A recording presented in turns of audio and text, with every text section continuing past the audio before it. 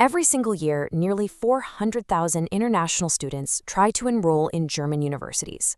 But a surprisingly massive portion of them never actually make it past the language barrier. So let's jump right into this explainer and embark on what we like to call the hero's journey to academic German. If you're aiming to study in Germany, you already know it's an absolutely incredible opportunity. But demystifying the path to get there, well, that's anything but simple. The reality is, international students face this massive bureaucratic and linguistic maze way before day one of classes even begins. Think about it. You aren't just packing your bags and booking a flight. You literally have to prove you can handle high-level academic coursework in a completely different language. But hey, don't worry. Every maze has a map, and that is exactly what we're going to build together today. Here's our map for today. Section 1, the gatekeeper, academic German. 2, climbing the CEFR mountain. 3, tools for academic mastery. 4, meet the big 3 exams. And finally, Section 5, choosing your perfect test. All right, let's start with Section 1, the gatekeeper, academic German. So this isn't just about ordering a coffee or, asking for directions in Berlin. We are talking about a massive epistemological leap. At the B1 level, you're chatting about your weekend, handling simple everyday exchanges. Pretty standard stuff. But at C1, you are facing a total paradigm shift in sentence structure and logic to reach what Germans call Wissenschaftssprache, the language of academia. You go from saying everyday things like ich denke das, I think that, to these incredibly abstract, dense structures like es lässt sich schlussfolgern das. It can be concluded that. It's a completely different beast, full of extended participle attributes and highly complex argumentation. Moving right along to Section 2, climbing the CEFR mountain. To understand how we actually get from those simple exchanges up to academic mastery, we really need to visualize this as a literal climb. C1 is the ultimate threshold you have to cross for unrestricted university admission. And if you're starting from scratch, you are looking at a hardcore 9 to 12-month intensive journey. You spend the first couple of months just building your A1 and A2 foundations. By month 4, you're hitting B1, managing daily life. But notice how much the timeline stretches out between B2 and C1? That's because making that jump from conversational fluency to true academic mastery, that takes serious, unrelenting effort.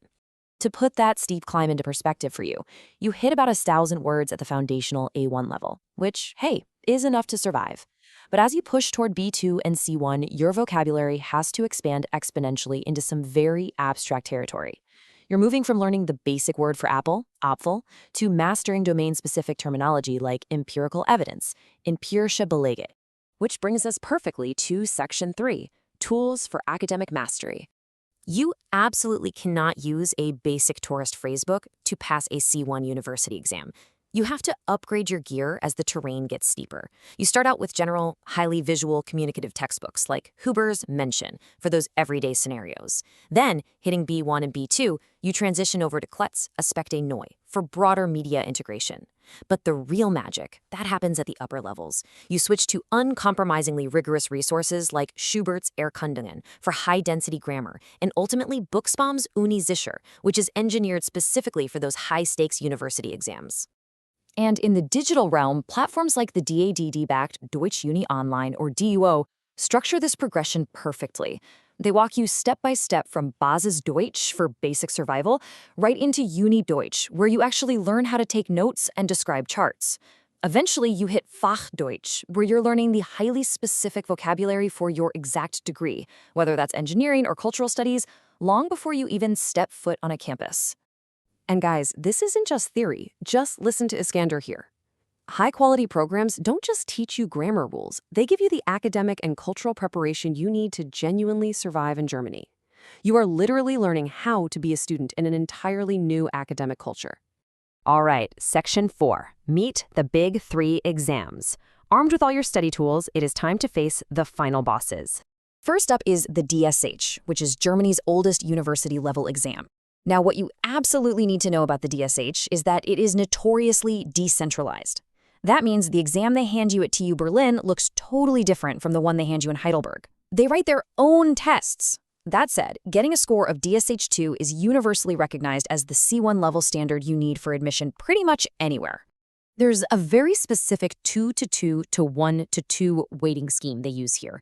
Listening, reading, and writing make up the bulk of it at 28.5% each, but you cannot ignore that 14.5% slice. That is pure academic structures. They are rigorously testing your ability to manipulate complex grammar.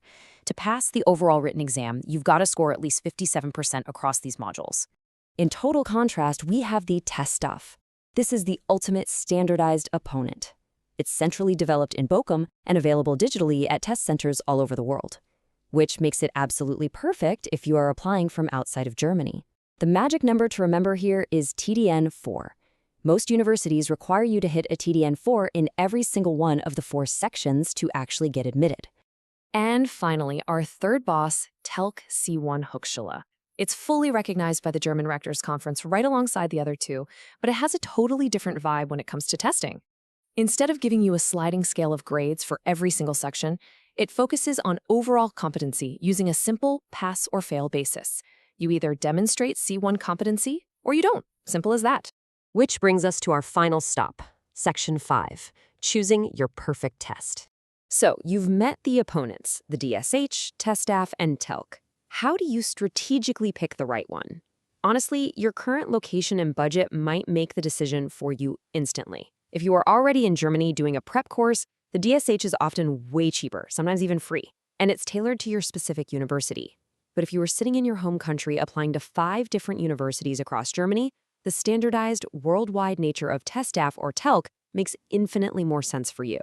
Now, if you suffer from test anxiety, listen up, because this is a massive differentiator.